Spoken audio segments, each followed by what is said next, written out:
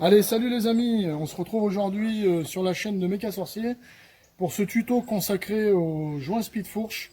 Alors c'est des joints speed fourche sur un 2,5 YZ de 2005 jusqu'à 2010, je crois que c'est à peu près pareil.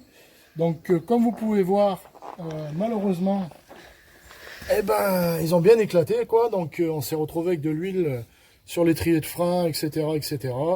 Donc c'est pas un gros truc, mais je vais essayer de se faire ce tuto pour vous guider si vous souhaitez faire la même chose. Hein. Donc, je précise, je suis pas un professionnel, je suis un amateur, et je vais essayer de faire au mieux pour vous expliquer. Alors voilà, j'ai déjà au préalable débloqué les écrous là, parce que c'est un petit peu dur de filmer et de débloquer. Donc ça, c'est la partie de la cartouche qu'il faut évidemment enlever.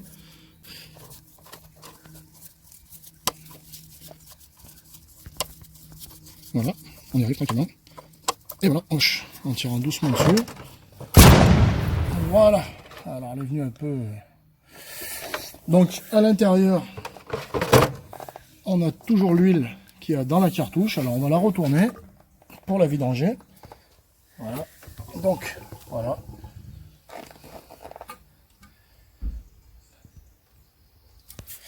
Et j'en profite pour venir desserrer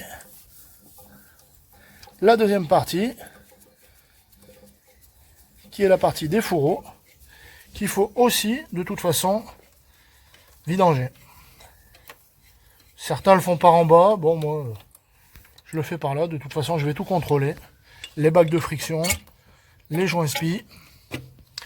Donc maintenant qu'on est à l'envers, qu'on a tout desserré, on laisse la fourche à l'envers, on la laisse égoutter. Et on va venir desserrer la partie inférieure. Bien évidemment, il faudra tout nettoyer parce que là, c'est pas possible. Donc, je vais vous faire voir ça dans 2 secondes. Alors voilà, là, j'ai installé la fourche sur l'étau pour pouvoir venir débloquer l'écrou inférieur de fourche. C'est la partie qui tient tout. Hein. Donc voilà, un petit coup sec. Donc, pour préciser quand même, c'est une fourche que j'ai fait il y a moins de 20 heures. J'ai énormément roulé dans la boue, dans la poussière. Et je suppose que la qualité de mes joints spi n'était pas au rendez-vous. Voilà, on a entendu le petit clac qui va bien. Et voilà.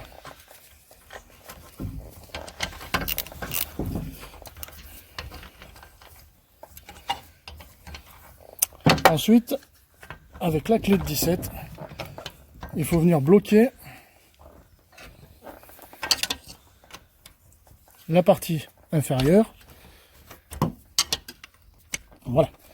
Voilà. De toute façon, avec la pression de ressort, ça tient tout seul. Prévoyez un bac toujours dessous parce que ça coule malgré que j'ai déménagé. Voilà, je suis venu débloquer simplement l'écrou.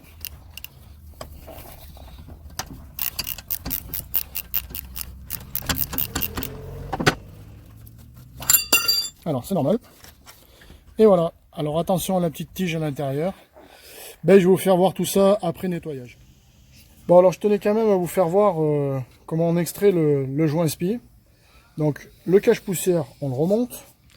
Ensuite, à l'intérieur, on retrouve notre petit clip que je vous ai fait voir tout à l'heure. Donc on va venir avec un tournevis tout simplement, voilà l'extraire. Hein. C'est pas compliqué. Ensuite, c'est pas compliqué non plus. Hein. On va emmener la fourche jusqu'au bout. On va venir taper.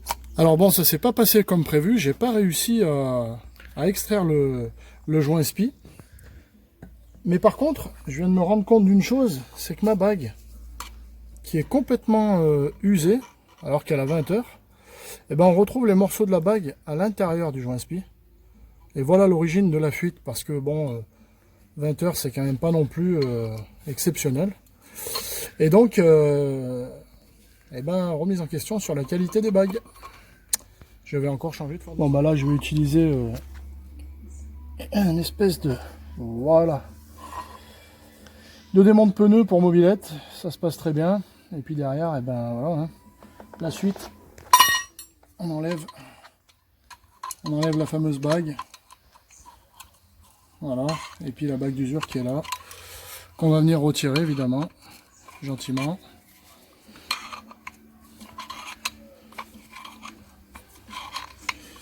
C'est impressionnant. Voilà, Et ben voilà l'usure. Hein. Pas top, hein. Pas top du tout. Donc tout ça a changé. Bon alors voilà, là on se retrouve, donc j'ai tout dégraissé. Parce que bon, c'était quand même dans un état pitoyable. Bon, la fourche est pas neuve, hein, bien sûr, c'est une moto de 2005, donc il y a quand même pas mal d'impact.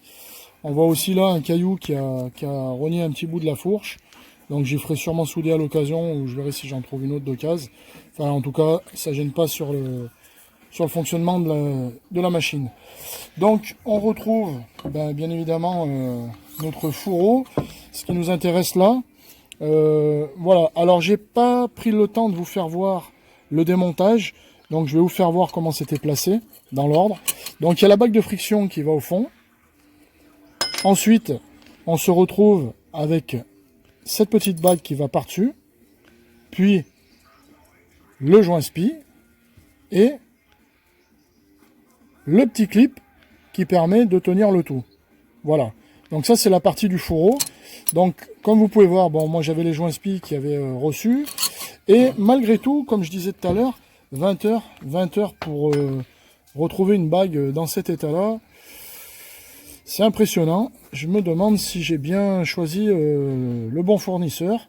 Donc je m'attendais pas à ça. Alors j'avais commandé que les joints spi. Donc au départ j'avais commandé ce genre de joints spi, hein, spécial KYB comme on peut voir, Kayaba. Et puis c'est les mêmes que j'avais monté là, donc ça me convient pas quoi. Donc ils vont rester là. Hein. Et puis je vais travailler avec la marque que je travaille depuis que j'ai 5 ans, donc SKF hein, bien sûr. Et à mon avis déjà, rien qu'à toucher la matière, il n'y a pas photo. Je pense qu'ils vont durer plus longtemps dans le temps. Voilà. Donc je vous ai mis aussi quelques outillages. Bon, je me suis fait un petit plaisir. Hein. Je suis plutôt genre système D. Hein. J'ai pris une plaque en fer. J'ai soudé un écrou dessus. J'ai pas pris le temps de débavurer. Il fallait faire vite. Donc ça me permet de travailler pour démonter la cartouche. Voilà. Et cette partie-là, je l'ai achetée parce que c'est la partie qui va venir insérer le joint spi sans l'abîmer. Hein. Et je pense que cet outil-là, quand il est en promotion sur certains sites, c'est vraiment très intéressant. On peut le faire, certains le font avec des bagues PVC, dans des bouts de tubes PVC de ce style. C'est ce que je faisais avant, quoi.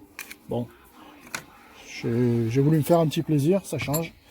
Et puis comme huile, de la SAE 5W en viscosité.